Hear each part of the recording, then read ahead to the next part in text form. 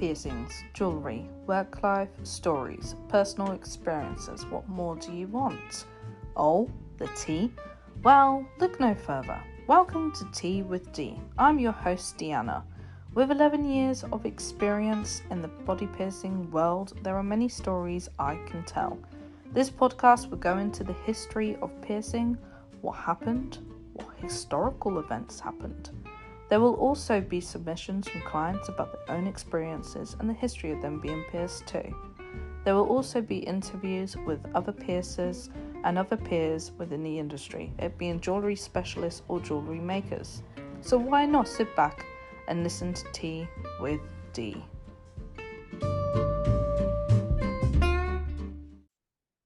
Hi everybody and welcome to another episode of Tea with D. Now, I think with every interview I'm going to make it so there's an audio version and a video version. So these will be available as audio and video. So audio would be on Spotify, Apple Podcasts, etc. And then the video will be available on YouTube, which is Tea with D. This week we got an interview with Charlotte Lucy, who owns Solstice in Shrewsbury. In this interview, we go into depth about how she got into the piercing industry, the history, and so forth. We also go into a little bit about fibro and diabetes. There will be probably a round two at some point, so we can get a bit more into it. But yeah, I hope you enjoyed this week's episode. And please, can you introduce yourself and what you do? This is like the hardest thing. Right, yeah, I'm Charlotte. I am a body piercer of 8 years. And I am based in Shrewsbury in Shropshire, and I've got my own studio. It's a piercing only studio. Yeah, fancy. So let's talk about history. How did you get into the industry? Of course, we have an unpaid actor. So apprenticeship, basically. I had my apprenticeship when I was 21, and it was at a studio that I'd been to like religiously since I was like 14, 15. And I'd actually just lost my job, and I was like, right, I'm gonna go get some new piercings, because what do we all do when we're sad? We go get piercings. Oh yeah. And I was just sat there like talking to the woman that like one of the like owners, and I was just sort of like, oh, I would really like to get into the industry, obviously because I was like a regular there and stuff as well. So she was just like, well, like, we've got space, do you want to maybe like come in for a chat? And it just sort of went from there. And then, very funny, finished my apprenticeship, and I woke up one morning to a text from them sacking me. Oh no, what the hell? Yes. So they basically sent me a text message, and it said something along the lines of, we don't think that you're made out for the industry. I know. The cheek. I know. Imagine like 21-year-old me was like absolutely devastated, absolutely fucking devastated, because I absolutely loved what I was doing. And it's that typical thing, isn't it? It's like, a job's not a job if you enjoy what you're doing. It's that kind of that how I felt about it. Then I took near enough a year off just due to poor health. But yeah, in the end I was just sort of like, how the hell am I going to get back into the industry? And I did what a lot of us peers have done, and I basically just started out myself. I thought I was ready. I wasn't. And it was a massive, massive learning curve.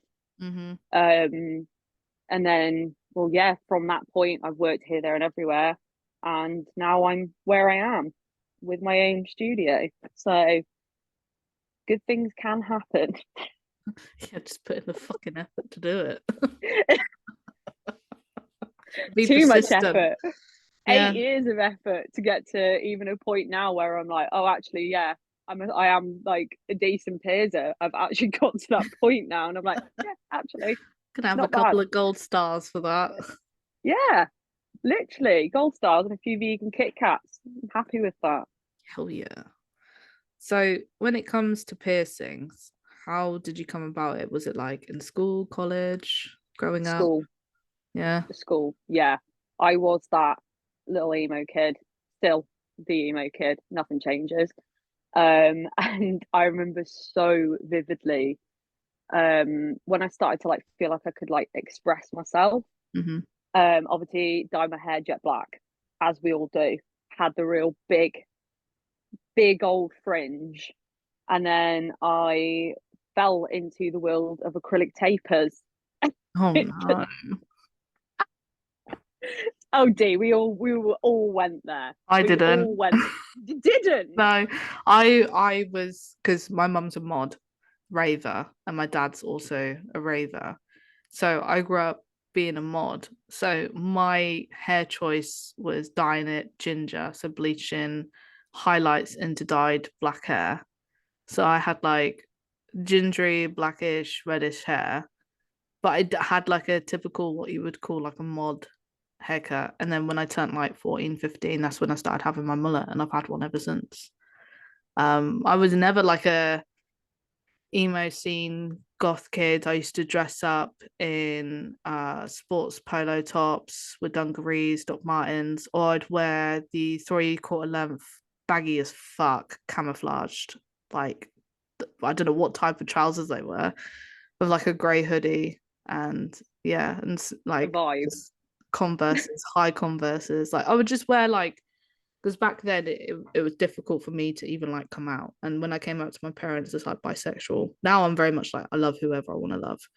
I came out quite young and my mum was like, well, there's always one in the family. Well, now it's only my sister. She's the gay one. So that's that sorted. um, but yeah, didn't wear makeup. I was very tomboyish from a young age. I used to wear Doc Martens with dungarees when I was a kid, like 5, 6 years old. So did I. And there's Yeah. literally photos of me literally dressed So exactly like that. I yeah, think but I every photo of just me was like a pair of dungarees, and it's just yeah, like that was it. yeah. That's it. I was never the scene or emo kids. I used to hang So did around you with them. not do like the whole acrylic stretching or anything? No, I did have like my ears stretched, but I never did it with acrylic tapers or anything like that. I used tunnels, but that's because I was introduced to BME in like Yeah. 2007. So I already knew that stretching your ears is better off with like metal tunnels and acrylic shit. So But this is the thing, I just remember so vividly in school, obviously being that typical emo kid that's like, I don't want to do PE. PE's beneath me, yeah, all that sort of stuff. And I remember one of the teachers coming over to me and they were like, you need to take them out your ears. And I was like, what? And obviously I had these, I can't remember what size they were. They're probably only about like a 4 mil. So you're thinking they're not big. And I remember them turning around to me being like, yeah, you need to remove them because what happens if you poke someone's eye out? what you're And just I was gonna like, pull it out and go, how close do you think I'm going to be getting to these other people? Like, what is this? Um, but that definitely sparked it for me. It yeah, did because I was just like, yeah, gonna do this, gonna do that. But the one thing, like, I even say this to my customers, I never pierced myself. So I think like literally as soon as I hit 16, I was like, I left school, I was like, that's it for me. Like, that's it. freedom. It's balls to the wall now. like that's it for me. I'm off. I'm gone. But then also growing up with like Avril Lavigne and stuff, Mm-hmm. looking at people like her, and then like I remember, no doubt, obviously Gwen Stefani with like her piercings and stuff, and I was just like, that's it for me. I Wasn't want for that. me. Wasn't them for me. Well, no, you're like the Yeah, complete I was a complete opposite. different. I think the one that did like make me go, oh my god, was the Aerosmith crying video where she gets her navel pierced. I was like, that's fucking cool. But at that point, I was already a receptionist for a tattoo studio working on Saturdays, and I was like 14, 15 years old. So I already had like a septum, my tongue, my snake bites, surface piercings. Had like one on this side, two on this side, you name it. I was already like on the ball, but that's because in Newbury it is very conservative. It is very like and the school was as well, but they gave up because I was so persistent on wanting to be myself and stuff like that. And I wasn't particularly like educated at the school either. Like they didn't know I was dyslexic, so they kind of called me the dumb kid, and I'd be sat at the back doing jack shit. When I went to Newby College, that's when it changed. I was like, oh Mm. fuck, okay, yeah, I'm dyslexic. That's cool. But That's it, cool. that's cool. Thanks for diagnosing me. Now I can actually do shit. Um, but my mum never held me back. Like, even though I did fake her signature and I was grounded for like 2 weeks after I did that. It was only 2 weeks because I was so fucking annoying. She was like, get out.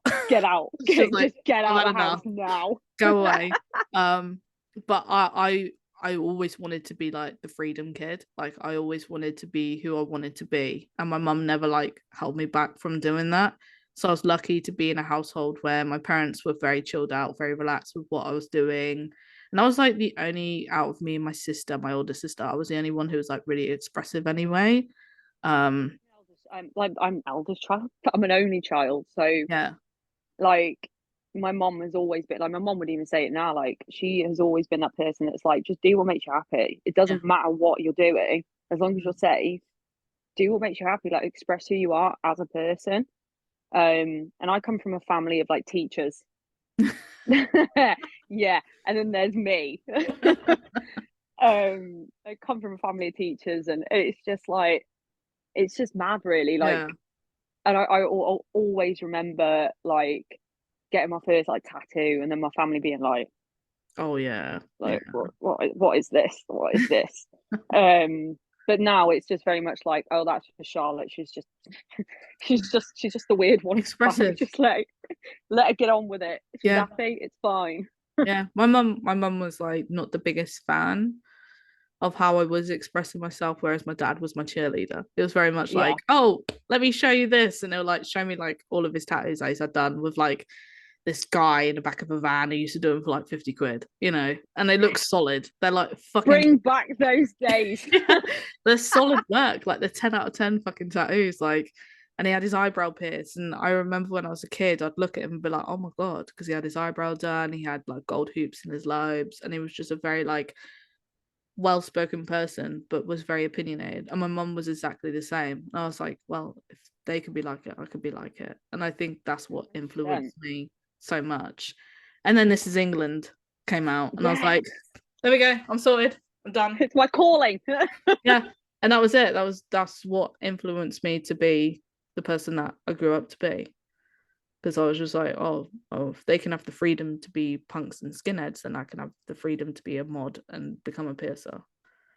And I just took that Yeah, one. look at us, all grown up. I know, secretly dying, but we're getting Yeah, I was gonna say, especially between the both of us. Yes. there. What was your first piercing? And do you remember where you went, like the kind of experience that you had with getting it done? Oh no, is this a horror story? It's not a horror story. It's Okay. my first, obviously, right. So we come from like the whole kind of like generation where when you look, obviously yours is probably different because of like obviously being in the industry from such like a younger age. And obviously having the parents that you did that were quite expressive in themselves and all that sort of stuff. And my first piercings were done at Claire's Accessories. Like most people my age though, because Yeah. it was one of those where, your parents would sort of look at kind of like tattoo and piercing shops and sort of be like, no, I'm not taking my child there. Mm-hmm. Like, why would I do that? Because it was like such a taboo thing. Mm-hmm.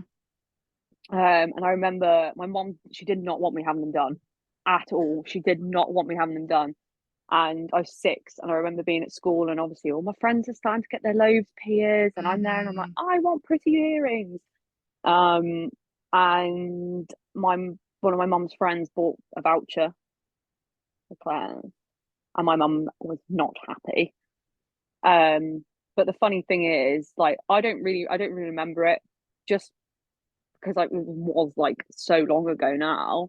Yeah. Um, and like I genuinely the only issues I really had was like having reactions to the jewelry and all Mm-hmm. that sort of stuff. Um, but I apparently I walked in there and I started crying and like ran back out. but that was like a thing that I did several times before I actually went forward and had it done. So yeah, it's one of those, isn't it? It is, especially us as peers, is like that is such a big subject in the matter of everything. Um, but obviously, I do not condone it.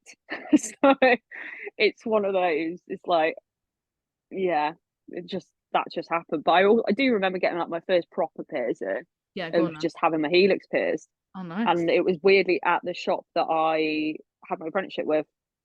But I vividly remember them piercing it and me walking out and just gushing with blood. And I still went and had an apprenticeship with them. Like, what was what was I doing? What was I doing? I think we've all been there. Like, Oh I god, yeah. was a regular client for Cutthroat Tattoo, and it was Heidi, and then Jazz. She'll probably listen to this. Hi, Jazz. She was Heidi's apprentice, and then I started going to Jazz for piercings. So she did my cheeks. She'd never done cheeks before, so I was like, "Yeah, I'll have my cheeks done." You know, I never really did anything on my ears. Like, I never went near my ears, but cheeks were like the main piercing I got first, pretty much, Yeah. apart from lip and septum. Like, I got my cheeks done, then I got anti-eyebrow, a bridge. Like, I just volunteered all the piercings that Jazz hadn't really done or had Yeah. like less experience of doing. So I was like, yeah, yeah, Yeah. I'll do it. And then because I was so persistent and I was a regular client, so when she started looking for apprentice, I was just like, yeah, go on then, I'll do it. Pick me, Go, go, please. go. And I was still getting piercings at the time as well. So when she was looking, she was just like, yeah, it makes sense. Why not? And then when I became the apprentice, that's when we started like volunteering more and exploring. And yeah, we did high nostrils. Like, she did her first ever set of high nostrils on me, and then we realized that the way that we did them was the wrong way of doing them. So then we figured out how to do them the next time. So it's like a trial and error on me. And there's a picture on Facebook. I share it every year without a doubt. I don't know whether you've seen it, but it's a picture of me when I'm looking at a camera. My eyebrows are smudged. There's blood all over my face, and I'm Yes. crying. Yeah. That's the picture of when I got my high nostrils done. And there was a photographer in, and it was Jazz's friend. So they took pictures of me getting my high nostrils done. And I share it every year without a doubt. And I tag Jazz in it, like, remember? To be fair, when I had my highs done, it was a bit of a bloody mess. It really was. Oh, we Really was. did them with, I think it was like 1.2 cannulas. And then we put like 0.8 mil nostril pins in, but straight ones. So when I got at home, they just bing. Oh, it's that, and then like the scratching in like No in your foot. scratching or anything No like that. scratching because they just flew out. Yeah, they literally pressure wise, they just one went ping, I had blood gushing out, and the other one went ping, and I was just like, oh, okay, we'll try again with different things next time. So next time we did them with like, I think it was just nostril screws, I think, and they Yeah. stayed in for like 3-4 years. My God. Yeah, but we were very experimental. The thing is, like now I'm such a baby. Do you know what I Yeah. mean? Like I just remember being like, yeah, do it, just do whatever. And like I remember in my apprenticeship, I was like, yeah, let's do this surface piercing. Let's do this. Let's do that. Bearing in mind, I really vividly remember the woman that taught me. I remember her literally just piercing like people's like obviously webbings of their hand, like their thumbs and their fingers. I Mm-hmm. remember me just sitting there thinking, no, like no, like to me, I was just a bit like, Yeah, I get gonna, do you know what I mean? And I you. just started Uh-huh. thinking, yeah, no. Even then, I was like, that's not a good idea, is it? Like that's just not a good idea. Well, back when I was doing my apprenticeship, I was still like, I still went on BME now and then, but it wasn't like a particularly like popular website by then. Like, it kind of like died down a little bit. And Jazz was like, "Oh, we're gonna do a corset piercing today," and I was like, "Oh, that's sick!" Like, I've always seen them on BME, but I've never seen one in person. And this client volunteered her arm, and I was like, "Oh, that's so cool! We're gonna do it on her arm." And yeah, I helped Jazz do it. It was probably the most coolest experience I ever did. And then I think it was like a few weeks before I gave birth to Lou, I did a full corset piercing on her back, and I was like, "All right, that's it. I'm fucking done."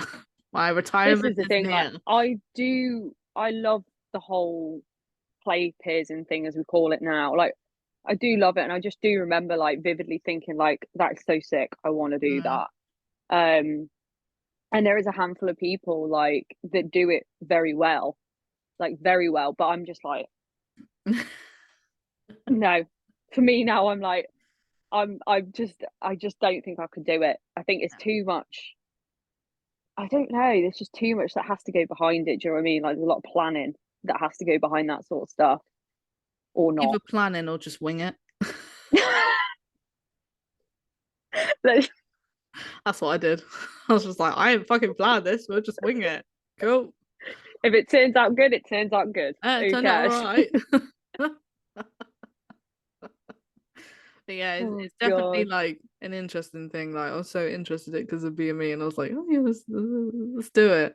One of the clients who volunteered was a good friend anyway, so it was just like, oh, if I fuck up, they'll know, they'll be all right with it. So it's kind of like a win-win in the situation.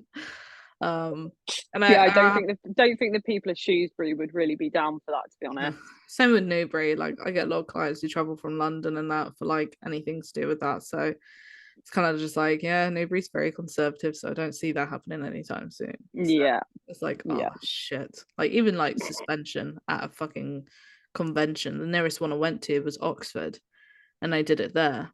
And yeah, it was an interesting one. It was really cool. Saw somebody getting tattooed while suspended. I was like, yeah, I can cope with that. That's cool. Yeah. I'd Yeah. be there like, I'm baby. I can't do this. I am baby. Yeah, I saw it, and I think it was State of Bliss who did it as well. So I was like, oh yeah, I know this group already. So it's pretty cool to see it done. But would I do it? I have done it twice in my life before. I did it when I was 18, and I did it again a year later. But I won't do it now because of fibro. Like it Yeah, just mate. I was literally about to say. no one knows. Like it can Mm. happen at any time. I think the problem is as well because of how we react differently, how we kind of recept that pain. Mm-hmm. It is so different. And like I always say this to people, like, if I'm going and having like a heavy tattoo session, I'm all right on the day. It's the day after. Mm-hmm. It's like my body gets that delayed response of pain, and then it goes, "Whoa, what the hell has happened?" Yeah. Um, and that's the thing, isn't it? I think because it is one of those illnesses as well that, you know, there's not enough research behind it. We No. don't really know what causes everything. And yeah, I think like I just, as much as I've in the past, I thought, do you know what? Like I'd love to try doing suspension. Yeah, and I just don't think my body would just hate it. Yeah, same as it's I like absolutely. anything trigger wise, it just is usually concluded to pain. Like I had a tattoo Hmm. done, like I had a tattoo relined, God, like 2 months ago, and literally like a week later, I had a flare up. I was like, okay, yep, tattoos once a year, maybe at Bush. I was like, that's it, And that's I'm all I'm there doing. like once a month at the moment. I'm like, do you know what? Yeah, let's just do it. It's fine. No, no, And then my I mum's can't there do like, it. Charlotte, have you made sure you've booked 2 days off work afterwards? And I'm like, yeah. Yeah, and then like it is so weird when they diagnose you as well, because I don't know how it was Hmm. with you, but with me, it was kind of like a parent one, parent two, parent three, parent four. And parent one and two is like symptoms of having it, but it's not like the full extent. And then parent three and four was like full symptoms, full extent. Yeah, When it wasn't like that with me it, at all. well, it was like Yeah. that, yeah. Hematologist did it with me. So I was just like, that's cool. And it was the best way of explaining it to me because I didn't really know anything much about it prior. And I'd had like this diary of like 2 years of like, hello, somebody needs to fucking listen to me because I have this diary here where I'm like explaining all these symptoms and you need to listen to Hmm. me. GPs here, they're not really interested. So I have private healthcare that I pay for. So prior to COVID, went to hematologist. That's when they were like, you have symptoms of parent three. You basically have it, but it's not like the Mm. full radical extent of it. And I was like, okay, cool. Yeah. At least I've got a diagnostic now. But it's getting to the point where now I am showing symptoms of lupus. So it's like, Yeah. woo, okay, cool. And it's like a 25% chance that you can get fibro and lupus. So it's like, that's a really high percentage, higher than I thought it was. Hmm. And the symptoms basically showed as you would see it. Like I get a butterfly rash across my face whenever I'm exposed to UV. I get like blister like feeling at the bottom of my feet. My feet go numb. My skin feels like it's on fire. I'm like, the list goes on and on and on. So, of course, I've contacted my hematologist, but it's like a long ass wait. And I'm like, I'm Mm-hmm. paying for private healthcare here. Why is it a long wait with private I am healthcare? paying for this. Why is this happening? What the fuck? And I'm also, funny thing, going through the process of possibly having ADHD. So it's like, oh, Join the club. I know. Waiting list for nearly 2 years. And Mindset. the mad thing about all of it is like, so I got diagnosed with, I'm trying to think now what year it was. Got diagnosed with BPD like probably about 3 years ago.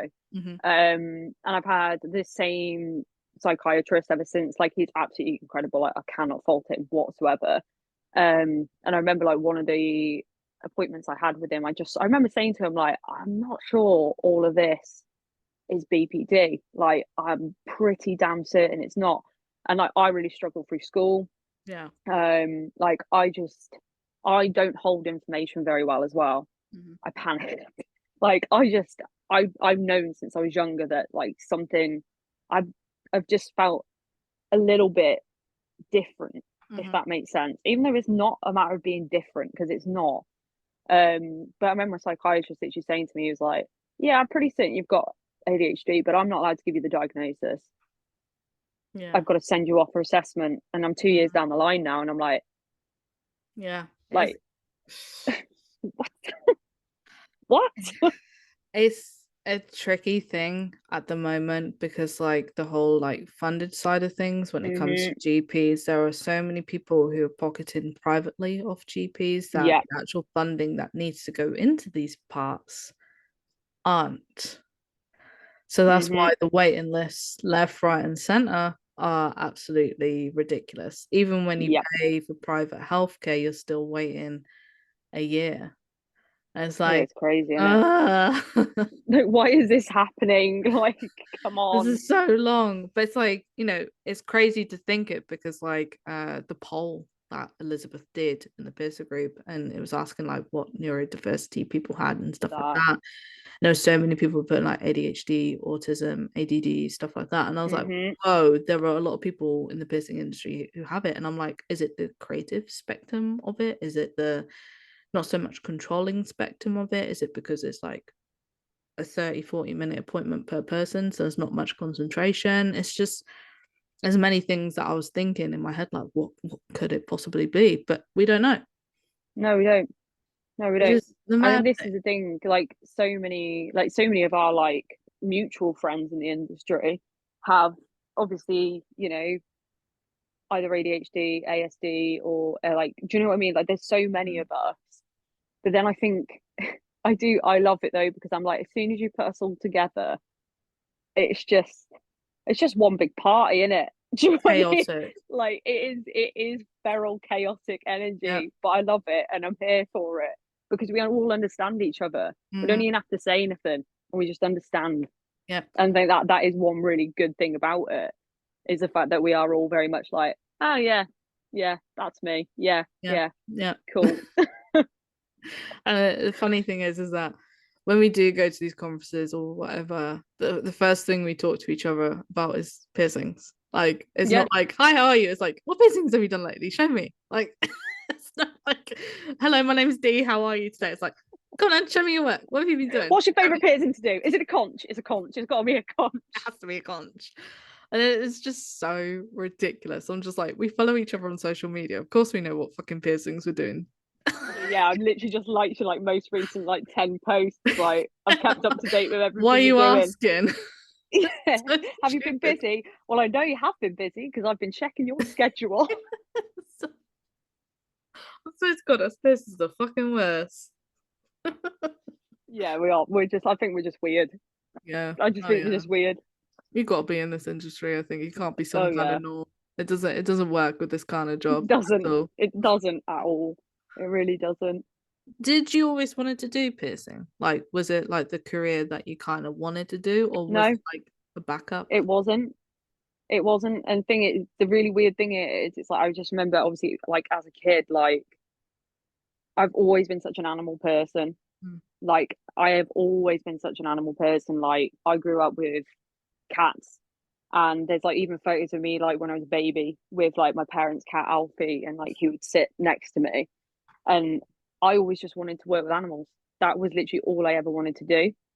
And I think obviously as time went on, and then we start getting introduced to like more alternative sides of things, like more like the fashion and that sort of stuff. It just sort of came from there. Mm-hmm. And it was just sort of a bit like, because I am such an animal person, I would get too attached. So obviously for me, I was just like, the career path we should go down, because I will be that person coming home to say, if I'm ever married, coming home with like a brand new cat every other day. Or it's like, I've seen this goat, it's got one eye, so I've had to take it home with me. Like that's the type of person that I am. Yeah. But no, it didn't. And I think obviously from being a regular, like, obviously in the studio that I apprenticed at, obviously that definitely sparked more of it for me as well. Mm-hmm. Um, but like like there's so many reasons behind it, and I sit there and I think sometimes, and I'm like, how, like, how did this even happen? Do you know what I mean? I'm like, Oh yeah. how did I end up in the position that I'm in now? But Mm-hmm. I could not imagine doing anything else. Yeah. Like I just couldn't imagine doing anything else. Yeah. I'm literally the same. When I was a kid, I wanted to be a journalist or news person. Like sit on there and be like, "Hi, welcome to this evening's news." Like that's what I I can wanted to see be. it. I know. And now I'm Just doing there a with your bloody pieces of podcast. paper. There are your pieces of paper on the desk, like Yeah. it's a six That's what I o'clock wanted to news. be as a kid. And as I got older, when I went to college, I got into IT quite a lot, and started using like Java, and I knew how to build like websites, do security and stuff like that. So my backup was university. Like Yeah. I got a placement at Newcastle University, and I was going to go and do computer science. And then at the same time, I got offered a job for piercing in London, and I was like, would I rather be 8 hours away from my family, or would I be an hour and a half? Yeah. So I took the London job. It's Yeah. just weird, like looking back, like, oh, if I took that Newcastle one, where would I be right now? Where would you be But now? But then it's one of those, isn't it? It's like your life has clearly led you to where you're meant to be, yeah. without sounding like cliche. It's look at me over here, advice guru. Don't quit your day job, Charlotte. It's not worth it. Oh, brilliant. But it's true though, like there's always going to be that alter universe. Like what could it possibly be? What if? But I'm kind of happy being a piercer and doing what I'm doing. But I think the whole like journalist side of me is like really thriving off this. Like Yeah. really thriving off this. And it kind of takes me back to when I was a kid. I remember this video that my nan showed me, and I made like a TV out of a cardboard box, and I'd be like sat there and I'd be like, "Hello, my name's Deanna. This is the BBC News," and I did I like a love segment. that Yeah, I did like a whole segment so of like much. the news of the week in Newbury, what's going on, what's on, and like the weather. I pretend like there was a sun and stuff like that. And yeah, that's what I wanted to do. So long. Like in my primary You school, made like my heart record book. so happy. Yeah, I had like a primary school record book at the end of year six, and it'd ask you like what career you want to go on and stuff like that. And yeah, journalist. It said straight away in capital letters, or like news reporter. That was the goal. And it's so weird. And then when I got to secondary school, it was body piercer. Get that cardboard TV back out. Oh god, yeah, I might have to at some point. Who would you say is like your inspo in the industry? Like, who do you idolize and look up to? It's crazy because I think there's so many people that I have looked up to that I now don't look up to, kind of thing. Mm-hmm. Um, but in all fair, like I sort of look at it now is it's all my kind of like my closest group of peers and friends, and yes, obviously you're part of that. I feel loved. You should. But it is like I don't to think like who the first person was that I was like, oh my god, like this is it for me. But obviously I absolutely adore Lynn, and I have for a long time. I remember seeing some of like Lynn's work like years ago, being like, that is absolutely stunning. That is beautiful. I would love to be to that point. Um, but I think I've kind of like looked up to several different people in different aspects. Does that make sense? Mm-hmm. Like Yep. it's not just been like a one person kind of thing. Um, like I do look up to several people because I just Ollie Todd being probably, and Ollie, we love you, Ollie. Oh We love God, you. we If you're gonna do. listen, Yeah. but I think Ollie is definitely up there with a lot of it. Yeah, it's and I think it's different these days as well because obviously because we do have things like TikTok and stuff, and you do tend to see a lot of people on there. Mhm. And like Colin, what's his second name? I know who you're on about, the one who works at Laughing Buddha. Yes, the one that does all the like Hmm. smooth ass piercings, Yeah, and completely that's blew my mind yeah, when he used a mask to close up a ring. I was like, yeah, I know. fuck. What is this?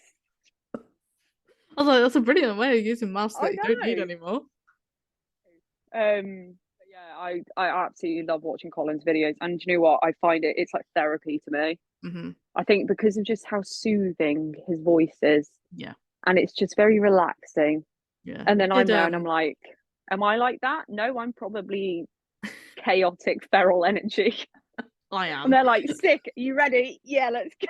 I'm not like that at all. If you ask my God. customers, like that is not me in the slightest, but in my I head it am. is. I'm like the cheerleader. I'm like, yeah, you've done it. Go you. That's See, it literally wasn't what I that do. bad, was it? Touch elbows. Yeah. So Ryan that does Ember. Oh yeah. Hmm. I got my first order through yesterday. Very impressed. Yeah, I need to play some Ember. Do it, Tangents. honestly. Mate, ADHD tangents.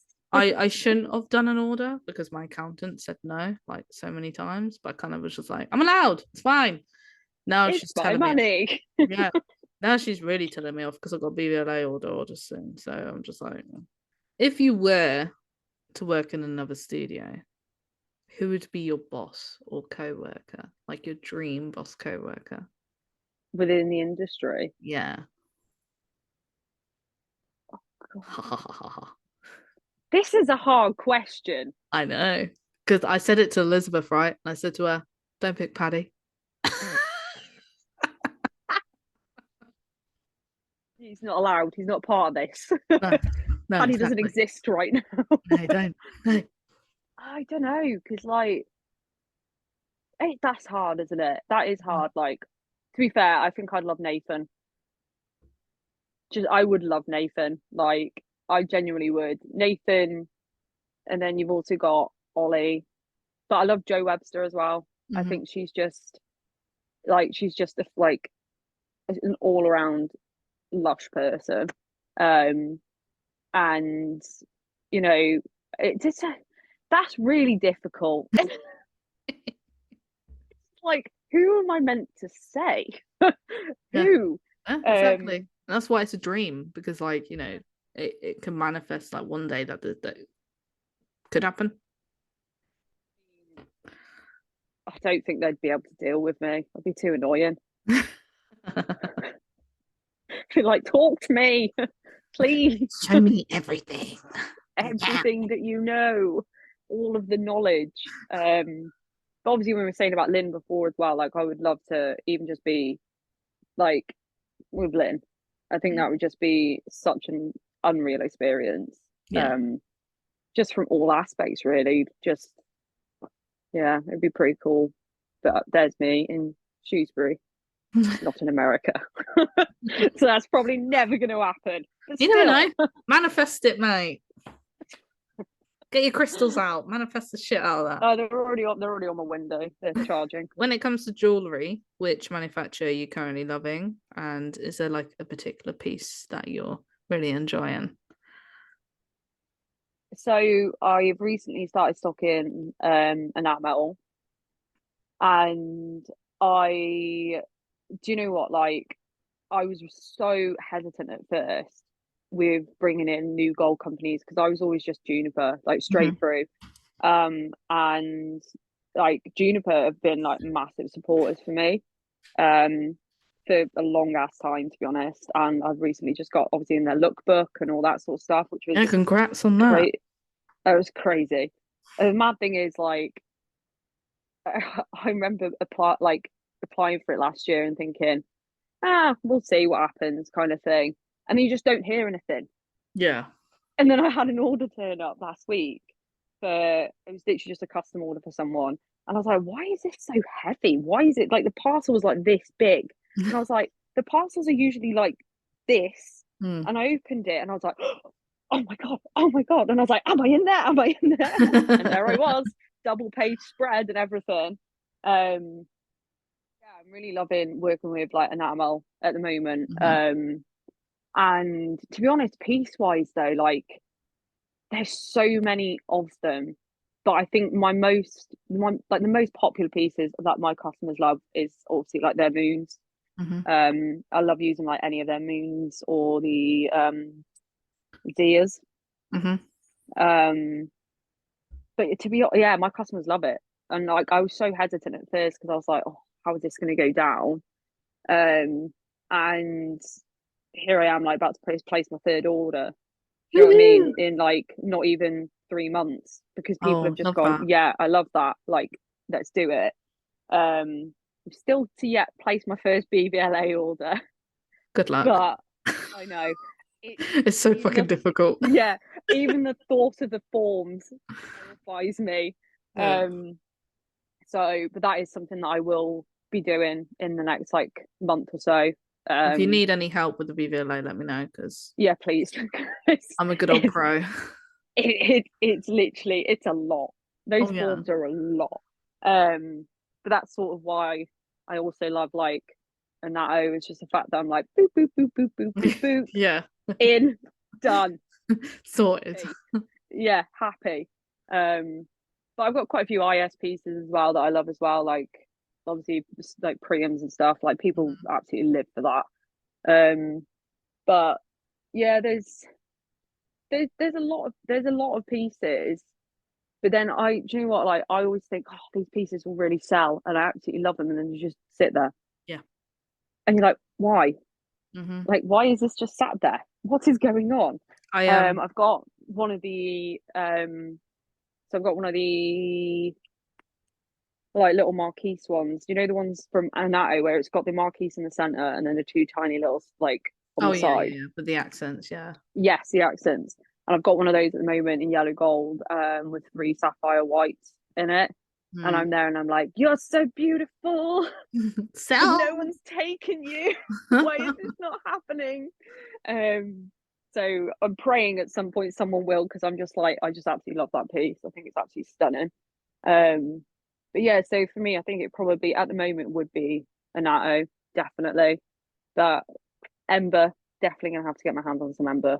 Yeah, honestly, I'm a huge Metal Metal fan. Have been since like I was that classic marking. So that was like 2015, 2014, twenty Yeah, fifteen. But back then there was no like Metal Mail UK. It was just Metal Mail yeah. US. And it was like a thick ass catalogue about this thick. And you had to learn the I miss codes. those catalogs. Same. I Same. miss those Um catalogs so much. my first order had like it was four attachments. So two princess cut prong set attachments and then two cabochons white opals. And I sold them. Now I'm in Pearl Collective. I have moon seam rings that are basically drawn up by me and then made by Barry and the team at Anatometal. And I remember Barry messaging me and he was like, are you sure you want these moons off center? And I was like, yes, I want them off center. I want them quirky. I want them different. I've sold one since getting them, so I'm quite happy about that. But the hardest pieces I ever had in stock were these quadruple, they were ridiculous big fuck off cluster captive rings, right? And they only look good in conch piercings. I got two of them, right? Got one with like green, brown, and champagne CZ, and then one all white CZ. And I was like, oh, the all white one's gonna sell. No, the fucking coloured one sold first after like a year and a half. And then the white CZ one only just sold this year. So I said to myself, yeah, I've never ordered them again. I'll probably get the smaller ones next time, not the big ass fuck off one. Big ass chunky boys, yeah. Yeah. I was Yeah. just like, God damn it, why me? Why do I have to pick the most stupid things ever? Because the thing is, we think though, don't we? We're like, yeah, like our customers love CZs, like especially just Mhm. clear white CZs. People live for that. And then you get some pieces, and you're like, yep, that's going to sell straight off the bat. And then they're the ones that sit there, and you're like, Mhm. can you not see this? That was pretty Take it. much the same with my second BVLA order. I got like white sapphires, white diamonds. The only things I sold were my Get some amethysts. diamonds. I'm still Nah, to get some diamonds. don't do it. Don't okay. Yep. If you do Duly it, just noted. like get like two of them just to start off with, just to see if they do sell, because it's always difficult to sell diamonds because it is diamonds. It's got that name to it. Um, but like, yeah, for some reason, amethyst. That's all I'm selling at the moment is amethyst, either rose cut, cabochon, or sandblasted, and it's mainly in Or rose gold. sandblasted. Yeah, and it's See, mainly in I rose don't. gold. I have about two customers that wear rose gold. That's it. Oh, I got a handful. Literally, no one else. I've got two. And the thing is, I don't bother stocking it. I Yeah, just custom order it for the people that want it because there's just no point. It won't sell. It will just sit there. I know. Um. I have it So all all the bits that I can with rose gold. Or I fuck up and I get something in yellow gold instead of white, and then I'm like, oh, that's never gonna sell. Like I have this yeah. BVLA cluster that I was like really excited to get because it was like green quartz, and I was like, oh yeah, that's gonna look so sick. 'Cause it's in white gold. Right, no, I ordered it in yellow gold. So it doesn't even look like green quartz unless it's like under a certain light. And I'm like, oh, that's never gonna sell. what, what did I Damn do? it. It's like, oh no. I keep having a panic attack whenever an invoice comes through. I'm like, oh no, I'm not ready for you yet. That was me with my last Anato one because obviously, like the wait times were longer when I Mm. did my first one. And then my Natto one, I was just like, sick, I can put this away. I like sorted it all out in my head. 3 weeks later, invoice came through, and I was like, I wasn't expecting this. Little assholes. They just know, don't they? They're like, oh, summer's around the corner. Quick, Yeah, do quicker bash that turnaround out. times. Yeah. When it comes to jewelry, if you could design your own piece of jewelry, what metal and stones would you have? Well, how we're talking. So my studio is basically a studio called Solstice. So I've got everything in there is a bit of a mix of some nice greens. I've got some gold in there, and I'm a big lover of my green and my gold together. So pretty much any piece that is yellow gold with any form of genuine green on it, I'm gone. I'm sold. Like that's it. I'm out of here, kind of thing. Um, and like that's the thing, isn't it? It's like if I sat and really thought about it, half the things that I'd be like, yeah, that is probably already done. Do you know what I mean? Yeah. And I'm like, oh my god, yeah, that would look really cool. And then I go scroll through, and I'm like, oh, or maybe it doesn't. It's always a hard one, isn't it? When you want to like customize your own piece of jewelry, and then you're like, oh wait, no, that design's already taken. Yeah, that's it. It's done. Maybe not then. So yeah, I haven't really got much of an answer on that one because pretty much everything that I love is already pretty much been done. Well, if you could create a piece of jewelry and it was your own design, your own taste, what would you name it? I'd name it after my studio. Yeah. So it'd be Solstice. Oh, I love that. So my logo is so simplistic, but the reason I've done it so simplistic is just so it has a bit more of a flow to it. Mhm. And it is very, very simple, but I've got my like obviously it's like an oval shape, it's like rays coming off it, and then inside the bottom of the oval is a crescent moon. So I would love that. Like, I think like at some point I probably will get someone to possibly make me one. Possibly. Danella. Danilla. Yes, Hello, I'm just gonna be Danella. like, yeah, this She's one's back for from you. conferences, so Hit me up. So yeah, I think I would. And the thing is, I know my customers would love that because a lot of my customers love anything, anything kind of moon related, anything. Do you know what I mean? Like that sort of vibe. sorry, I just heard my cat. I was just trying to I figure can out see where your she cat just was. literally in the background. Oh, there Oh, she yeah, is. there she is. I could hear her and I was like, where is she? Oh, hello. Hello, Miko. How are you today? When it comes to us piercers, we do critique ourselves quite a bit. What do you critique yourself on the most? Like, what do you think? Like, when you look at your work, what do you need to improve on? What's your critique of yourself? Do you know what? So the one piercing, the piercing that I really just don't like doing is navel piercings. Hmm. I'm never happy with them. And the thing is, I know when I look at them, and like obviously with my customers and stuff like that, I know like I've got nothing to worry about if that makes sense. Mm-hmm. But I'm just never happy with how they come out. Mm-hmm. And like if I didn't, I have genuinely thought even being like I don't know if I even want to continue doing them because there's just something about it for me that I just don't enjoy doing.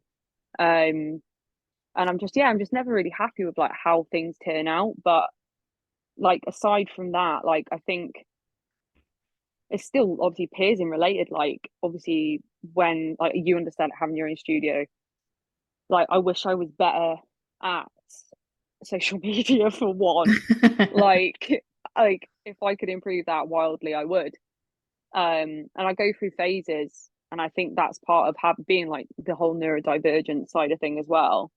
Is I go through phases where I'm so invested, I love every single thing I'm doing, and then it's like a switch, and then I'm like I lose interest. See you later, and I've got this Mm-hmm. like backlog of photos. Yep. Um, That's so that's it's currently what I'm going through at the moment. It's yeah, just that I'm not posting anything, I and think people are like, it's "Are so you hard there?" though because I'm struggling because I've got obviously it's great because I'm so busy. I'm struggling because I'm just sort of like I'm so focused on just piercing and piercing alone that I forget that I have got other things to do with the business. Mm-hmm. And it's sort of hit a point for me now, and like I've had to sort of. I'm glad I've come to the realization that I might need some help with it. Yeah. So that's something that I'm thinking about, just to take some of that pressure off myself, really. Mm-hmm. Um, so yeah, like critiques wise, it would just be if we're looking at it in the terms of piercing, it would just be doing a specific piercing that I just don't I don't enjoy doing. I'm never happy with them. Um, but yeah, also being there at social media. It's a funny one when it comes to social media because, of course, me and you were in the generation which we grew up around social Yeah, media. thank you for making me feel really old there. Like I wasn't introduced to a computer until I was like 15. Like fuck's sake, like we didn't get a computer at home until I was like a teenager. Like we had dial up. It's like that was it. Yeah, That was it. Facebook, Tumblr, of course, later on throughout maybe when I was like 18, 19, 20. But it's still difficult to keep up with yeah. social media because it's always changing and developing. So it's like, And when we're battling with algorithms left, right, and yeah. center as well, it's just awful. And like, with piercing also, it's like because it's so related to SM, BDSM, and all that, Mm-hmm. we are flagged as sensitive content Yeah. all the time. And it Mm-hmm. ruins our pages. We get shadow banned, we get blocked from doing certain things, we can get our accounts taken down. So it's like, what's even the point Yeah. of doing social media if our Yep. accounts are just gonna get ruined? Like Yep. it's just, and that's my argument all the time. Like, yeah, social media because we need to get a clientele and all that, but I just can't be arsed with it. No, neither Like, can I. it's Neither just can I. at the If I didn't moment, have to have social media, I wouldn't. yeah, yeah, yeah. When I was off Facebook for like near enough a month, best thing I did, but I still had to do. my business Facebook and my Yeah, Instagram, and I'm like, I can't escape. it's always there, isn't it? It's just Yeah. always there. It's like my sister, she helps with my Facebook, but she doesn't want to do my Instagram because my Instagram is so busy. And I'm like, well, how do you think I feel? It's like, Things you can even put on there being like emails only, but you still get 20,000 yeah, other things coming through, and you're like, how have you not read this? they It's just don't. email me, I've email me. I've taken my automatic response off because I just couldn't be asked with the question marks all the time. When it comes to piercing as a career, where do you see yourself in 10, 20 years' time? Do you know what? It's such a wild one, because if you asked me that like this time, not even 2 years ago, I wouldn't have even thought I'd be where I am now. Does Mhm. that make sense? Like Yes. the fact that I have my own piercing only studio. It's a private studio. Hmm. Um, and like one of like I had so many goals for my studio, and it just happened at the right time for me. Um, and I think like I just want to. I don't know. It's really difficult to think about. I think especially when you are like chronically ill, it is hard to think about, isn't it? Because it's just Oh like, gosh, yeah. You don't know well, what you're going to be like next week, let alone no, tomorrow. I don't know what I'm going to be like in 5 minutes, D. Like, Yeah. no idea. Um, but like, I do eventually, like, obviously want to have a bigger studio. Whether that's going to be in Shrewsbury or not, I don't know. Hmm. Um, because Shrewsbury's hard. It's really difficult. Not so much for custom. It's just difficult for a lot of other kind of things. Um, but yeah, I think the main thing for me is just still being able to enjoy what I love doing. Hmm. Um, and just having a bit more stability, because obviously when you've got your own studio, it's so hard. Sometimes you have days where you can't even keep your head above water because you're just that stressed. Hmm. Yeah. Um, and it's that, and I just want to, especially this year, I've made such a valiant effort to be like, I have boundaries, Hmm. like, and I've made sure this year I've been like, no, my boundaries are in place. And like I've noticed that in the last couple of months, like I've really been able to be like, I can actually have a social life. My life isn't just piercing, Hmm. if that makes sense. And I've got some like absolutely like awesome people around me at the moment, and that's definitely helped me in so many ways. um but yeah, it's just sort of like I want to have a better work life balance, Hmm. definitely. And have a bigger shop and be able to have like cabinets upon cabinets upon cabinets of all this beautiful jewelry. I think that's um like everyone's dream. yeah, it is, but it's also not even just that, just being a fully, like, I'm the only fully accessible piercing studio in Shrewsbury. um Same and in Newbury. yeah, I'm the only one who yeah, can give access to those who are disabled with yeah, wheelchairs. Like the rest of uh-huh. them, they can't. And that was a big thing for me because Shrewsbury is a Tudor town. So Hmm. we've got some old buildings, Same with and Newbury. these old buildings are like, the stairs are like this. And I remember Hmm. looking at places and I was like, even me getting to the top of there, if I'm having bad fibro day, I'm not making it to the top of those stairs. No. Um, and the place that I'm in, like, we've got obviously we have a ramp outside. I'm on the first floor. And I even had my partition wall and stuff built so for the purpose of having wheelchair accessibility through Hmm. it. Um, and yeah, obviously as a disabled person, it's something that's like massive for me, Yeah. because I'm like, it's all or nothing. If I can't have Hmm. that, that's it. I'm not going for that place. I'm not doing that. That's not good for me. Remaining in the nice, safe space that I've created, but being able to kind of like have other people there as well. Hmm. Do you know what I mean? Like, I Yeah. don't know if I'd ever have tattoo art. I don't know if I'd ever have tattoo artists. Never again for me. No, I think, mm, yeah, it's like a different breed It working with is. a It is. tattoo It's artist. scary. Um, We don't have but any tattooists at Headcase now. There was a no, tattooist who were in the room upstairs and they've gone. So we have myself, a piercer, beauty therapist, Natasha. She'll probably be listening. So, hey, Natasha. hey, Um, hairstylist called Kat. She's crazy. She's a crazy lady. And then there's new people that come in who are nutrition experts or something like that. It's such a unique building that I'm in. Like, it's not my business, but it's my business. Like, I sub Yeah. rent a room within a building that the whole building isn't a business. It's just Yeah. separate businesses within one. And when I first went there, the first thing I looked at was how wide are the doors? Do they allow people to Mm-hmm. come in on a wheelchair or walking stick? Can my room Yeah. be adaptable to those to go in? And ticked all the boxes. So I Yeah. knew straight away that, yeah, that's the place to go to. I think the thing is as well, like working in studios that claim to be like fully accessible Mm-hmm. when they're not is a hard thing because it's like that's yeah, that's a whole different topic for a different day. But yeah, it was a massive thing for me because I was just like I've got quite a few customers that are wheelchair users, Mm-hmm. and my first thought instantly for me was like, is this going to be great for them? Is this going to work for them? Mm-hmm. And the building that I work in, it's classed as a shopping centre, but it's all individual like indie businesses, which is Yeah. absolutely lovely. And the building actually used to be a hospital in the war, so it's a very old building.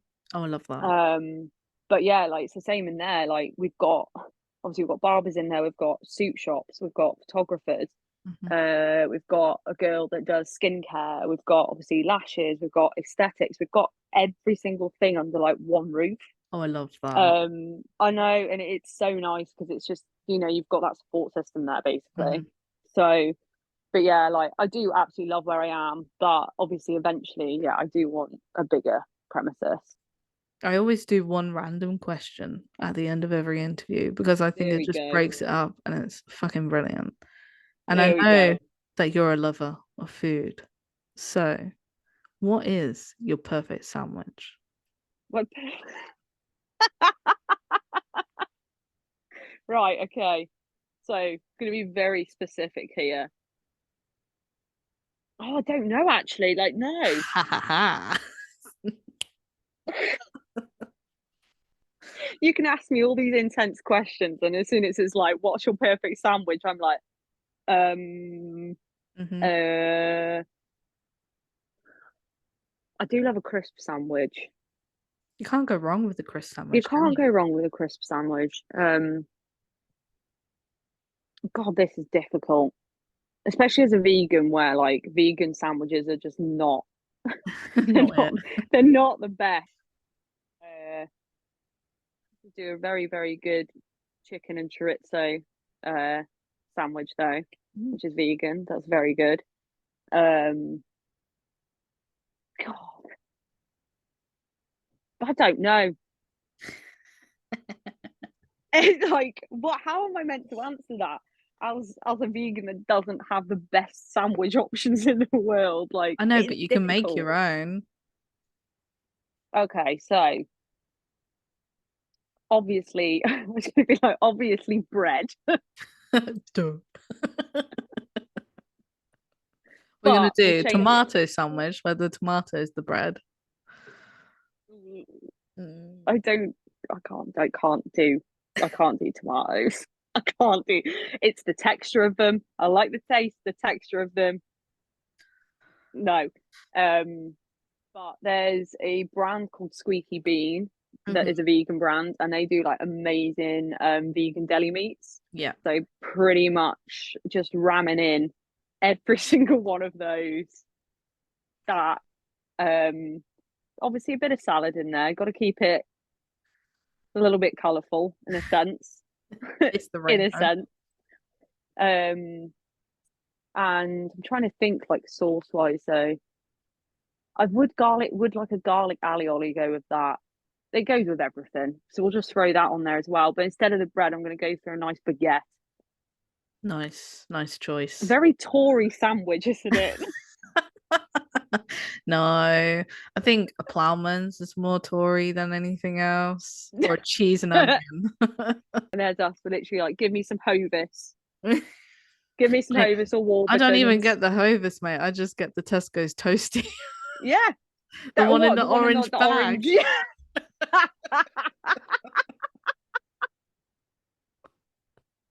It's so fucking good though. It's like the best bread going. You can Oh leave it out God. for a week and a half and it doesn't go moldy. Oh, it's like, what do they put in that? It must be like some I don't know. form of like space food. Do Yeah. you know what I mean? It's just Yeah. How sad are we talking about bread, hey? salt life, isn't Definitely with the current situation of fucking it? cost of living. £1.75 for fucking 4 litres of milk. What are you chatting? The other month though, when butter was like £5 a tub, If it's on a £4 deal, I'm buying that shit.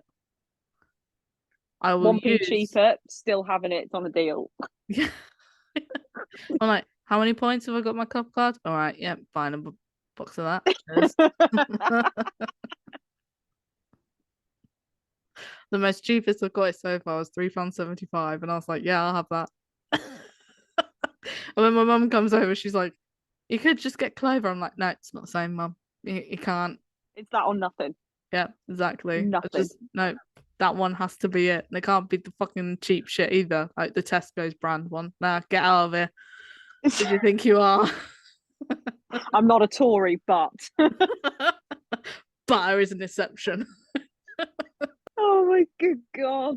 The Oh, funny thing is, like, I know for a fact AJ will probably listen to this and she will message me at some point and be like, what the fuck? Why are you paying £4 for butter?